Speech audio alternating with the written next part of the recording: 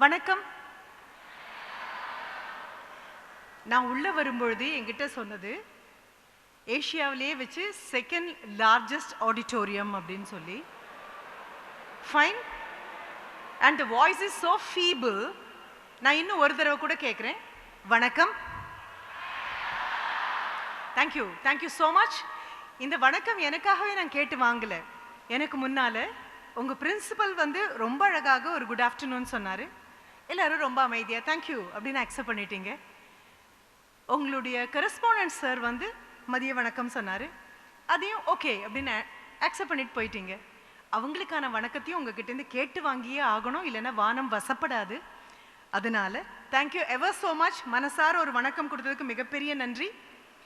உங்களுடைய கல்லூரியினுடைய விழுதுகள்லாம் முன்னால் உட்காந்துருக்கு. இங்கே எல்லாரும் வேர்கள் எல்லாம் முன்வரிசையில் உட்காந்துருக்கீங்க. Thank you ever so much for inviting me. அழைத்தமைக்கு மிகப்பெரிய நன்றி. ஒரு அடுத்த ஒரு மணி நேரம் உங்களோடு I am not going to talk to you, I am not going to talk at you, I am going to talk with you. உங்களோடு உரையாட போகக்கூடிய அந்த ஒரு மணி நேரம் எனக்காக கொடுக்க போகிறீங்க. உள்ளே வரும்பொழுதே உங்களை பற்றின எல்லா அறிமுகமும் எனக்கு கிடைச்சிது. And Kongu engineering is not new to me. புதிய கல்லூரி அல்ல, வந்திருக்கக்கூடிய ஒரு கல்லூரி. பிப்ரவரி மாதம் 15ஆம் தேதி தான் உங்களை சந்திக்கிறதுக்காக நாங்கள் முடிவு பண்ணினோம்.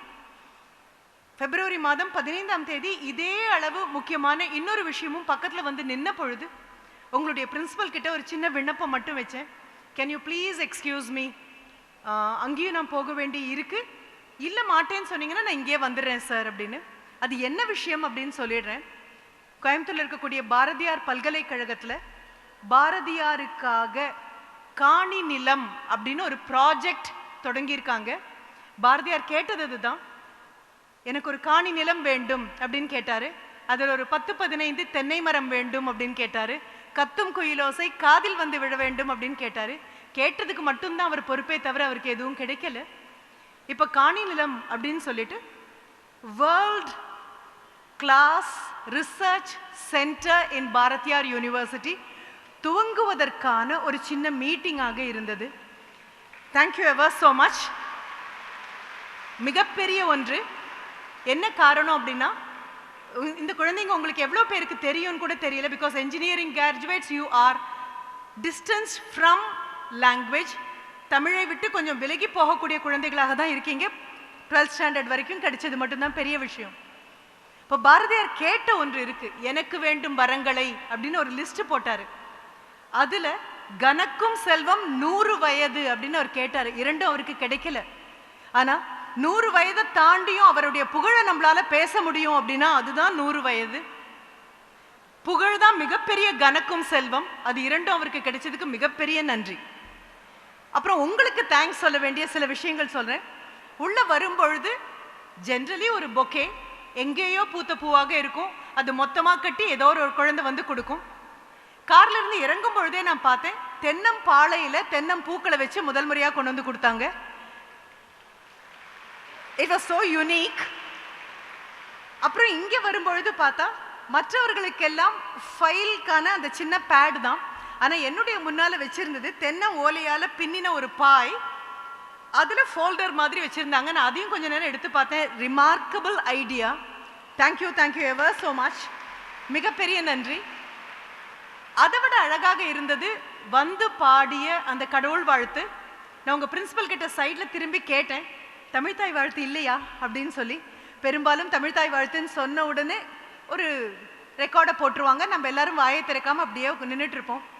மிக அழகாக, மிக தெளிவாக, மிக இனிமையாக எனக்கு தோன்றியது. ஒரு மார்ச் 8ஆம் தேதிக்கு மிகவும் பொருத்தமான ஒரு பாடலை ஒரு குழந்தை வந்து இங்கே பாட, அவங்க எவ்வளோ அழகாக பாடினாங்க, நீங்கள் எவ்வளோ புரிஞ்சுக்கிட்டீங்கன்னு கூட எனக்கு தெரியல.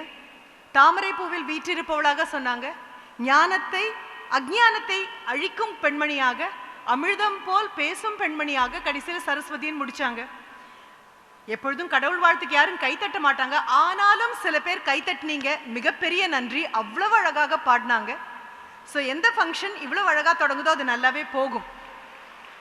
இல்லை தட்டலாம், கை தட்டலாம். நம்ம வயசுள்ள பெண்மணி. Thank you, thanks a lot. இதுல இருந்து தான் நான் எடுக்கணும். அங்க உட்கார்ந்து இங்கே யாராவது பாடும் பொழுதோ பேசும் பொழுதோ ஆடும் பொழுதோ கை தட்டுறதோ இல்ல கை தட்டாம பக்கத்துல இருக்கவங்க கிட்ட பேசுறதும் ரொம்ப ரொம்ப சுலபம். Because the temperature there is different from the temperature here. இங்க இருக்கக்கூடிய டெம்பரேச்சர் வேற, அங்க இருக்கக்கூடிய டெம்பரேச்சர் வேற. பிடித்தமான நண்பர்களோட பக்கத்துல உட்காந்து யார் பேசுறாங்க, என்ன பேசுறாங்க, என்னெல்லாம் அவங்கள பத்தி பேசலாம், இது அங்க நடந்துட்டு இருக்கும். ஆனா தன்னந்தனியா வந்து நின்னு யார் கேட்குறாங்களோ யார் கேட்கலையோ அதை பத்தி கவலையே இல்லாம கணீர்னு ஒரு குரல்ல அவ்வளவு தெளிவாக உங்க வயதே உள்ள ஒரு பெண்ணால வந்து நின்று பாட முடியும் அப்படின்னா நம்ம எல்லாரையும் விட அவங்களுக்கு தைரியம் ரொம்ப ஜாஸ்தின்னு அர்த்தம். நீங்க கை தட்டினது அதுக்காக தான். நம்மளை விட துணிச்சலான ஒரு நபருக்கு ஒரு கை தட்டது.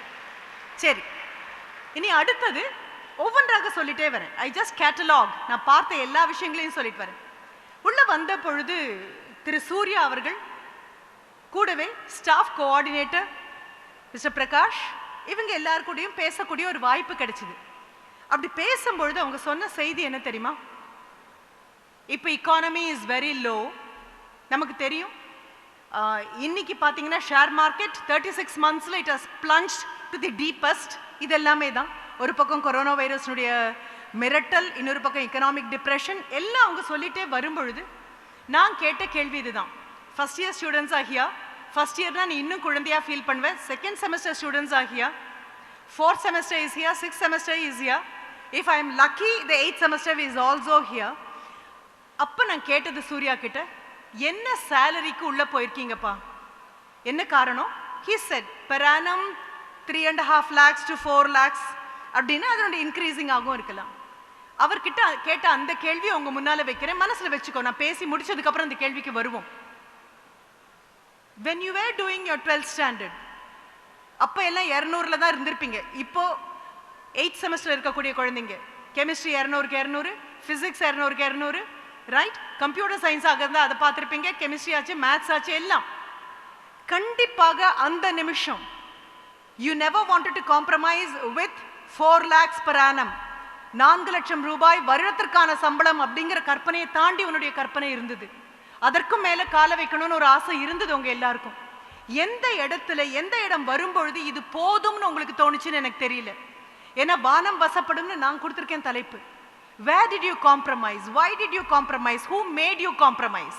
இது போதும்ங்கிற எண்ணம் கண்டிப்பாக செகண்ட் +2 பண்ணும்போது உங்களுக்கு இல்லை. நீங்க பார்த்தது ஆகாயத்தையும் தாண்டி.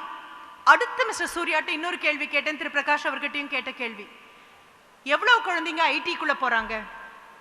ஓகே, எவ்வளவு குழந்தைங்க கோர் சப்ஜெக்ட் அண்ட் ரிசர்ச்சுக்குள்ள போறாங்க? எவ்வளவு பேர் ஆண்டர்பிரினர்ஸ் ஆகணும்? எவ்வளவு பேர் இதுக்கு இடையிலேயே ஸ்டார்ட் அப்ஸ் கொடுத்தாச்சு? கேட்கும் பொழுது பதில் it was not very encouraging. Again remember, I am not a motivational speaker, I am a teacher. அப்போ எனக்கு கண்டிப்பாக இதை குறித்த ஆர்வம் ரொம்ப அதிகமாக தான் இருக்கும். அப்படியே சொல்லிட்டே வந்த போது நான் மறுபடியும் கேட்டேன், ஐடிக்குள்ளே போகிறதுக்கா இத்தனை குழந்தைங்களும்? என்ன காரணம்? மெக்கானிக்கல் இன்ஜினியரிங் தனியாக இருக்குது, ட்ரிபிள் இ வச்சுருக்கீங்க, இசிஇ வச்சுருக்கீங்க, கெமிக்கல் இன்ஜினியரிங், என்னெல்லாம் பிரான்ச் இருக்கோ அதுக்குள்ளெல்லாம் +2ல் வாங்கின மார்க்கு எதுக்குள்ளே நீங்கள் நுழைவீங்க அப்படிங்கிறதுக்கான என்ட்ரி பாஸாக இருந்த ஒரு காலம். முடிச்சு வெளியில வரும்பொழுது என்ன மேஜராக இருந்தாலும் சரி ஐடி இண்டஸ்ட்ரிக்குள்ள போவேன் அப்படிங்கிற காம்ப்ரமைஸ்க்குள்ள எப்போ வந்தீங்கன்னு எனக்கு தெரியாது. கோல்டு மெடல் வாங்கியிருப்போம். அந்த கோல்டு மெடல் எல்லாம் நான் டிஸ்ட்ரிபியூட் பண்ணியிருக்கேன் இன்னொரு இன்ஜினியரிங் காலேஜில். Awards day, mechanical engineering gold medal, autonomous college அது gold medal, triple E gold medal, எல்லாவற்றுக்கும் ஜெனட்டிக் இன்ஜினியரிங் உட்பட எல்லாத்துலேயும் கோல்டு மெடல் வாங்கினதுக்கு அப்புறம் மேம் எல்லாரும் பிளேஸ் ஆயிட்டாங்க, அதுவும் அந்த லெட்டரையும் நீங்க கொடுத்துடலாம். அதை கொடுக்கும் பொழுது நான் கண்டிப்பா யாருமே ரிசர்ச்சுக்குள்ள போற குழந்தைங்களை பார்க்கவே இல்லை, கோருக்குள்ள போகக்கூடிய குழந்தைங்களை பார்க்கல. அத்தனை gold medalist from various departments were getting pulled into IT industry. மனசு நிஜமாவே ரொம்ப வேதனைப்பட்டேன் நான். என்னப்பா எங்க காம்ப்ரமைஸ் பண்ணாங்க? +2 படிக்கும் போது இருந்த கனவு வேற, டிகிரி ஜாயின் பண்ண போது இருந்த கனவு வேற, செகண்ட் செமஸ்டர்ல கனவு வேற, தேர்ட் செமஸ்டர் கனவு, 5th 6th வரும்பொழுது does a college become an employment exchange? எல்லாருக்கும் ஒரு வேலையை வாங்கி கொடுத்துடணும்னு மட்டும்தானா? பொருத்தமான வேலையா? சரி, இது ஒரு பக்கம். இந்த கேள்வி வச்சுக்கோங்க உங்ககிட்ட. இதே மாதிரி ஒரு பெரிய மேடையில கொடிசியால நம்ம அத்தனை பேருக்கும் பரிச்சயமாக அண்ணாந்து பார்க்கக்கூடிய ஒரு நபரான டாக்டர் APJ அப்துல் கலாம் அவர்களோடு ஒரே மேடையில நிற்கக்கூடிய மிகப்பெரிய ஒரு வரம் எனக்கு கிடைச்சது. It's just not luck, it's fortune. எத்தனையோ ஜென்மமாக பண்ணினா மட்டும்தான் அந்த வரம் கிடைக்கும். ஐயா அங்க அந்த பக்கம் நின்றுட்டு இருக்காரு. he was then the president of the country. அவரை இன்ட்ரடியூஸ் பண்ணணும். It was an international conference. கொடிசியால நடக்குது. அந்த இன்டர்நேஷனல் கான்ஃபரன்ஸுக்கு எல்லாரும் வந்திருக்காங்க. தமிழ்நாட்டிலேருந்து மீறி போனால் ஒரு 10 பேர் இருப்பாங்க. இந்தியாவிலேருந்து ஒரு 50-60, மற்ற அத்தனை பேரும் பீப்புள் ஃப்ரம் அதர் கண்ட்ரீஸ். காலையில் 9:15 ஐயாவுக்கு ஒரு 40 நிமிடம் தான் பேச்சு. நான் அறிமுகப்படுத்தணும். எனக்கு அதுவே ரொம்ப கூச்சமாக இருந்தது. ஒரு மின்மினி பூச்சியை கையில் எடுத்துட்டு அதுதான் சூரியன் அப்படின்னு மின்மினி பூச்சி சொல்றது எவ்வளோ முட்டாள்தனமோ அவ்வளோ முட்டாள்தனம். அவ்வளோ பெரிய ஒரு நபரை நான் அறிமுகப்படுத்துறது. ஆனால் எங்களுடைய கல்லூரி PHD college of arts and science ரொம்ப பக்கத்துலேயே இருந்ததுனால they asked me to introduce him. அதுவும் எப்படி introduction should be done only in English. சரி, கையசைக்கக்கூடாது, காலசைக்கக்கூடாது, தலையசைக்கக்கூடாது, தும்மக்கூடாது, இருமக்கூடாது. என்ன காரணம்? திடீர்னு நான் மூவ் பண்ணேன்னா ஐயா பின்னால் அவருடைய ப்ரொடெக்ஷனுக்காக இருக்கக்கூடிய அத்தனை பேருடைய ஆயுதமும் என்னை நோக்கி திரும்பும். அவ்வளோதான். Because he is the first citizen of the country. இங்கிலீஷில் ஐயாவை அறிமுகப்படுத்தி முடிச்சாச்சு. நான் அங்கேயே நின்றுட்டுருக்கேன். Doctor APJ Abdul Kalam came. Doctor APJ எல்லாம் பக்கத்தில் பார்க்கறது அப்படின்னா நான் முதல்ல சொல்லிட்டேன், பெரிய வரம் அது. 2020 அப்படின்னு ஒரு தேதியை கொடுக்குற அளவுக்கு முதுகெலும்பு இருந்த ஒரு விஞ்ஞானி. எல்லாரும் சொல்லலாம் இந்தியா வல்லரசாகும் நல்லரசாகும்னு, ஆனால் குறிப்பிட்ட டேட்டை சொல்லணும்னா அதுக்கு மிகப்பெரிய உறுதி வேணும். ஐயா அங்கே வந்து நின்ன உடனே அத்தனை நேரம் ஆங்கிலத்தில் அறிமுகப்படுத்தின நான், ஐயா அப்படியே he started in Tamil and he started முதல்ல வந்து நின்னோன்னு வணக்கம் அப்படின்னு சொன்னார். அவர்கிட்ட தான் நான் படித்தேன். வணக்கம்னு சொன்னதுக்கு அப்புறம் he waited for a second and compelled everybody to respond. என்ன காரணம் தெரியுமா? ஒரு குட் மார்னிங், ஒரு குட் ஆஃப்டர்நூன், ஒரு குட் ஈவினிங், குட் டே, இது எல்லாமே they are highly seasonal. அந்த நேரத்துக்கு மட்டும்தான். வணக்கம்ங்கிற ஒரு வார்த்தை மட்டும்தான் வாழ்நாள் மொத்தத்திற்கும் எதிரில் இருக்கிறவங்கள வணங்குறது. உனக்குள் இருக்கக்கூடிய இறைத்தன்மையை வணங்குகிறேன் அப்படின்னு அர்த்தம். ஐயா அது சொல்லி முடிச்சதுக்கு அப்புறம் அங்க உட்கார்ந்து இருந்தது, as I told you, முன் வரிசையில ஒரு 10 தமிழ்நாட்டை சேர்ந்தவங்க இருக்கலாம். தமிழ்னு ஒரு மொழி இருக்கிறது தெரிந்து இந்தியாவில் இருக்கக்கூடிய ஒரு 15 பேர் இருக்கலாம். அதற்கு பின்னால இருக்கக்கூடியது எல்லாமே பீப்புள் ஃப்ரம் அப்ராட். யாருக்கும் தமிழ் இருக்கிறது கூட தெரியாது. ஐயா மிக அழகாக ஒரு குரல் எடுத்து கொடுத்தாரு. அந்த குரலையும் உனக்கு இதுக்கு முன்னால ஒரு கேள்வி ஒன்றை வச்சுட்டு போனேன் நான்.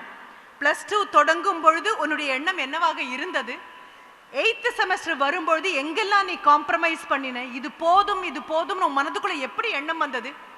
அடுத்தது ஐயா சொன்னதையும் சொல்றேன், இதையும் எடுத்து பக்கத்துல வைங்க. ஐயா ரொம்ப அழகாக சொன்னது ஒன்றும் இல்லை, வள்ளுவர் சொன்னது ஐயா திருப்பி சொன்னார், அவ்வளவே தான். ஆனா எல்லாரையும் சொல்ல சொல்லியும் சொன்னார். நான் அது உங்ககிட்ட சொல்ல போறதில்லை. ஆனா ஐயா சொன்ன குரலை சொல்றேன். நீங்க 10ஆம் வகுப்புலையோ 8ஆம் வகுப்புலையோ அவசரமா எழுதி ஒரு 1.5 மார்க்கோ 2 மார்க்கோ வாங்கியிருக்கக்கூடிய குரல் அதுக்கப்புறம் நீங்க மறந்து போன ஒன்றாகவும் இருக்கலாம். வெள்ளத்தனையது மலர் நீட்டம், மாந்தர்தம் உள்ளத்தனையது உயர்வு. இது மட்டும்தான் ஐயா சொன்னார். நீங்க கடந்து போகும்போது இருக்கக்கூடிய ஒரு குளத்துல ஐயா இந்த எக்ஸ்பிளனேஷன் எதுவுமே கொடுக்கல, உங்களுக்காக நான் கொடுக்குறேன். ஏன்னா நான் ஒரு கேள்வி அப்படி ஒன்று உங்களை கேட்டிருக்கேன். when did you compromise? எப்போ இது போதும்னு முடிவு பண்ணீங்க? ஒரு 100 பேருக்கு சம்பளம் போட்டு கொடுக்கிற அளவுக்கு ஜாப் ப்ரொவைடரா இருக்க வேண்டிய நீங்க இது போதும்னு எப்போ முடிவு பண்ணீங்க? அதுதான் வானம் வசப்படனுடைய மைய கருத்து. கடந்து போகும்போது ஒரு குளம், அந்த குளத்துல ஆம்பலோ மல்லி, ஆம்பலாக இருக்கலாம், தாமரையாக இருக்கலாம், அல்லியாக இருக்கலாம், பூத்திருக்கும். நல்ல வெயில் காலம், தண்ணி பூரா வத்தி போச்சு, சேறு மாதிரி குழஞ்சிருக்கும், அங்கேயும் பூத்திருக்கும். அந்த தண்ணியினுடைய மட்டம் எவ்வளவோ அந்த மட்டத்தில் அந்த பூ இருக்கும். 10 நாள் பெருமழை, குளமே நிறைஞ்சு போச்சு. அப்போ பார்த்தா இது முழுகி இருக்காது. அப்போ மறுபடியும் என்ன பண்ணியிருக்கோம் அப்படின்னா, தண்ணியினுடைய உயரம் எவ்வளவோ அவ்வளோ உயரத்துக்கு பூ வெள்ளை வந்திருக்கும். வெள்ளத்து அணையது மலர் நீட்டம், தண்ணியின் உயரம் எவ்வளவு போகிறதோ அந்த அளவுக்கு இந்த பூவின் காம்பு உயர்ந்து கொண்டே போகும். மாந்தர்தம் நம்முடைய உள்ளத்து அணையது உயர்வு. எவ்வளவு உயரம் போகணும்னு நினைக்கிறியோ அவ்வளவு உயரம் தான் உன்னால போக முடியும். போய் நாம நிலவை தொட வேண்டாம், நட்சத்திரங்களை தொடணும்னு நினைச்சா நிலவுல இறங்கி ஓய்வெடுக்கலாம். ஆனா வீட்டு மொட்டை மாடி வரைக்கும் தான் நான் போகணும்னு ஆசைப்பட்டீங்கன்னா முழங்கால் உயரம் கூட போக முடியாது. இதையும் எடுத்து முதல்ல நான் கேட்ட கேள்வியோட பக்கத்துல வச்சுக்கோங்க, வானம் வசப்படும். இப்ப திரு சூர்யா அவர்கள்கிட்ட பேசிட்டு இருந்த பொழுதும் திரு பிரகாஷ் அவர்கள்கிட்ட பேசிட்டு இருந்த பொழுதும் அவங்க 2 பேரும் சொன்னது, மேம் ரொம்ப பெரிய பிரச்சனை, எக்கனாமிக்கலி ரொம்ப டிப்ரெஷன் இருக்கு, ஆட்டோமொபைல் இண்டஸ்ட்ரி எல்லாம் தரைக்கு வந்தாச்சு, இந்த நிசான் இவ்வளோல தான் இருக்காங்க, இவங்க இவ்வளோல தான் இருக்காங்கன்னு சொல்லி எல்லாம் சொன்னாங்க. அப்போ எனக்கு உங்ககிட்ட சொல்லணும்னு ஒரு கதை மனதுக்குள்ள வந்தது. ஜாப்பனீஸ் ஸ்டோரி தான். என்ன உங்களுக்கு தெரியும், ஜப்பானியர்களுக்கு மீன் ரொம்ப பிடிக்கும். அவர்களுக்கு மிகவும் பிடித்தமான ஒரு மீன், அதை எப்படியாவது தினம் தினம் ஃப்ரெஷ்ஷாக அப்போ பிடிச்ச மாதிரி கொண்டு வந்து கொடுக்கணும். ஒரு கம்பெனி இது முடிவு பண்ணுது, தன்னுடைய மோட்டர் போட்டை எடுத்துட்டு போகுது, மீன் பிடிச்சாச்சு, கொண்டு வந்து இவர்களுக்கு கொடுக்குறாங்க. சாப்பிடும்போது உங்களுக்கு தெரியும், ராவா சாப்பிடக்கூடிய ஒரு ஃபிஷ் இருக்கு. கொடுக்கும் பொழுது அவங்க சொல்றாங்க, கஸ்டமர் சொல்றாங்க, இல்லை இது அவ்வளோ டேஸ்டியா இல்லை, ஃப்ரெஷ்ஷா இல்லை. சரி, கம்பெனி மறுபடியும் யோசிக்குது, ஃப்ரெஷ்ஷா கொடுக்கணும்னா அப்போ ஒன்று பண்ணலாம். என்ன, கொண்டு போகக்கூடிய இந்த மோட்டர் போட்லேயே பெரிய ஒரு நீர் தொட்டி, வாட்டர் டேங்க், பிடிச்ச மீனெல்லாம் தூக்கி அதில் போட்டுடுறோம், உயிரோடையே இருக்கும், கொண்டு வந்து இங்கே அதை கொடுக்குறோம். இப்போ சாப்பிடும் பொழுது அவங்க என்ன சொல்றாங்கன்னா, இல்லை என்னமோ தெரியல, there is some kind of a difference. போன தடவை கொண்டு வந்து கொடுத்ததை விட இது கொஞ்சம் டேஸ்டியா இருக்கு, ஆனா இது அல்ல நாங்கள் எதிர்பார்க்குற டேஸ்ட். உட்காந்து யோசிக்கிறாங்க, என்ன எங்க குறைபடுது அப்படின்னு அவங்களுக்கு தெரியல. இவங்க விரும்பி சாப்பிடக்கூடிய மீன் தான். போன தடவை பிடிச்சு கொண்டு வந்து கொடுக்கும்போது அதுக்கு உயிர் இல்லாமல் இருந்தது.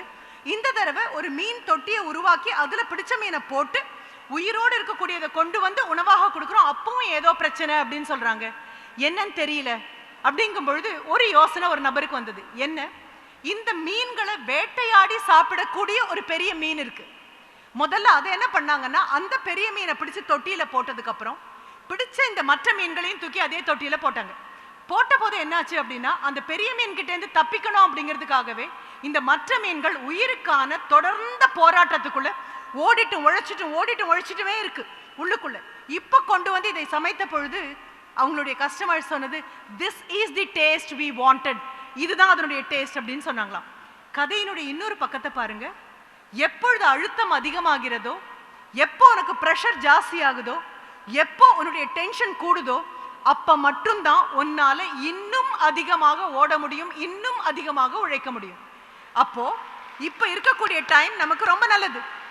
கொரோனா வைரஸ் அப்படின்னு பயந்து 10 பேர் உட்கார்ந்துட்டு இருக்கக்கூடிய இதே நேரத்துல மீண்டும் மீண்டும் கையை கழுவி, மீண்டும் மீண்டும் முகத்தை கழுவி, பக்கத்துல போய் நிக்காம, கை குலுக்காம, எல்லா ப்ரிகாஷன்ஸும் நீங்களும் நானும் எடுத்துக்கிட்டு நம்மளை காப்பாத்திக்கணும் நிற்கும் பொழுது, உலகத்தினுடைய ஏதோ கோடியில எத்தனையோ லேப்ல there are people who are working to find out a medicine which will eradicate corona. இப்ப யாருக்கு கை தட்டணும்? கொரோனாவை பார்த்து கையை கழுவி பம்மி பதுங்கி போற நமக்கா? இல்ல, அதை ஒழிக்கணும்னு உலகத்தினுடைய ஏதோ மூலையில முகம் தெரியாத, முகவரி தெரியாத, நீங்க யாருன்னு தெரியாத, ரத்த பந்தம் இல்லாத, அந்த சமுதாயத்துல பிறக்காத, இந்த நாட்டுக்கு சொந்தம் இல்லாத ஏதோ ஒரு விஞ்ஞானி இரவும் பகலுமாக உங்க உயிரை காப்பாற்றணும் அப்படின்னு போராடுறாரு அப்படின்னா அவருடைய பார்வை எவ்வளவு அழகாக இருக்கு, நம்மளுடைய பார்வை எவ்வளவு கோழைத்தனமாக இருக்கு. அதற்காக தான் சொல்றேன், எத்தனை கஷ்டம் வந்தாலும் பெரிய கைத்தட்டல். எதற்காக? அதற்குத்தானே படிப்பு, அதற்காகத்தானே படிப்பு. அதே விஷயத்துல இன்னொரு தடவை ஜப்பானை பத்தி சொல்றேன். ஆட்டோமொபைல் இண்டஸ்ட்ரியில ஏதோ ஒரு பிரச்சனை வந்த போது, ஏன்னா ஜாப்பனீஸ் அது மாஸ்டர்ஸ் ஆஃப் ஸ்மால் கார்ஸ், சின்ன சின்ன கார்களை உருவாக்குறதுல அவங்க தான் பெரிய ஆட்கள். அப்போ ஏதோ ஒரு கார்ல பிரச்சனை வந்த பொழுது அதனுடைய ஜிஎம் கம்ப்ளீட்டா அந்த எல்லாத்தையும் திருப்பி வாங்கியாச்சு, கொடுத்த காரெல்லாம் திரும்பி வந்தாச்சு. எடுத்து டேபிள் மேல வச்சுட்டு என்ன பிரச்சனை அப்படின்னு பார்த்துட்டு இருக்காரு. பார்க்கும்போது சுத்தியிலும் அந்த காரை உற்பத்தி பண்றதுக்காக வந்த அந்த all these great genius of automobile industry எல்லாரும் நிற்கிறாங்க. நம்பூர் குழந்தைகளும் அதில் இருக்காங்க. இன்ஜினியரிங் கிராஜுவேட்ஸ், மெக்கானிக்கல் இன்ஜினியரிங் முடிச்சு ஆட்டோமொபைல் இன்ஜினியரிங் படித்த குழந்தைங்களும் அங்கே கூட நிற்கிறாங்க. அந்த ஜிஎம் அவங்களெல்லாம் கூப்பிட்டாரு.